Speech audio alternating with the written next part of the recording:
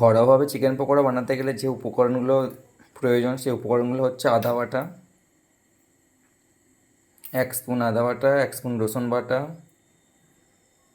1 spoon কাঁচা লঙ্কা বাটা,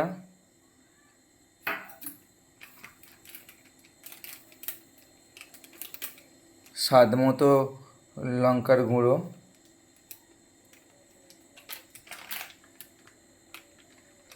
প্রয়োজন মতো হলুদ গুঁড়ো, প্রয়োজন মতো লবণ,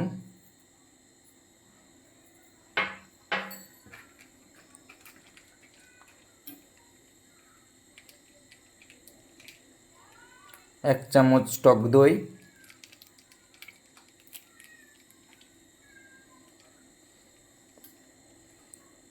এটাকে দিয়ে এখন ভালো করে ম্যাগনেট করিয়ে কিছুক্ষণের জন্য চাপা দিয়ে রেখে দেবো।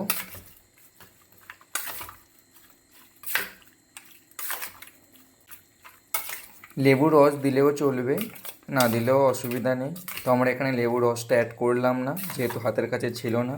তো যেই উপকরণগুলো ছিল সেগুলোই দিয়েই ম্যাগনেট করলাম।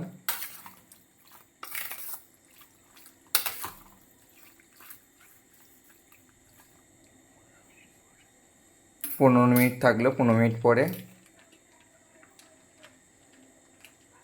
15 মিনিট এটাকে চাপা দিয়ে রেখে দিয়েছিলাম। তো আমি এটার মধ্যে লেবুর রস অ্যাড করেছিলাম, যেহেতু সেই মুহূর্তে হাতের কাছে ছিল না। পরে লেবুর রস আর তোমরা চাইলে কালারফুল হওয়ার জন্য একটু রেড চিলি পাউডারটাও দিতে পারো। তো আমি এখানে অ্যাড করেছিলাম পরে। তো এবার যে উপকরণগুলো দিতে হবে সেগুলো হচ্ছে 2 চামচ কর্নফ্লাওয়ার,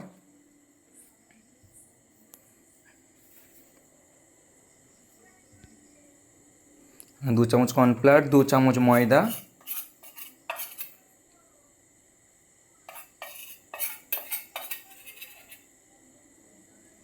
আর একটা ডিম।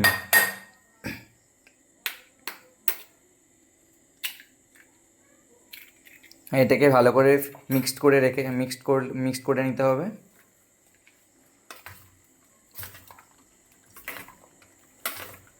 মিক্সড করে কিছুক্ষণ এটাকে রেখে দিতে হবে। তারপরে তেল গরম করে আসছি পরের ভিডিও।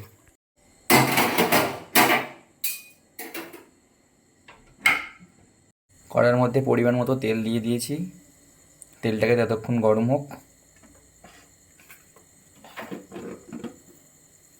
অলরেডি আমার তেলটা গরম করা হয়ে গেছে। আমি এবারে ম্যাগনেট করা চিকেনগুলো একটা একটা করে তেলের মধ্যে দেবো।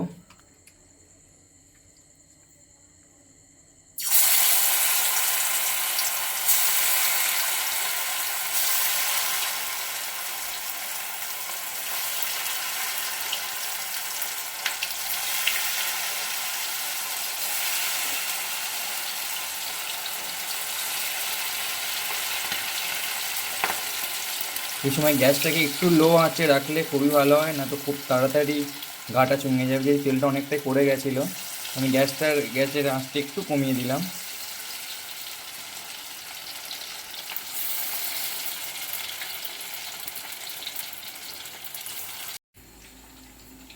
চিকেন পকোড়া খেতে খুবই সুন্দর টেস্টি হয়েছিল। তোমরা চাইলেও বাড়িতে এরকম চটাপট বানিয়ে ফেলতে পারো চিকেন পকোড়া অল্প সময়ের মধ্যে। এরকম ঘরোয়াভাবে চিকেন পকোড়া আপনারাও বানিয়ে ফেলুন।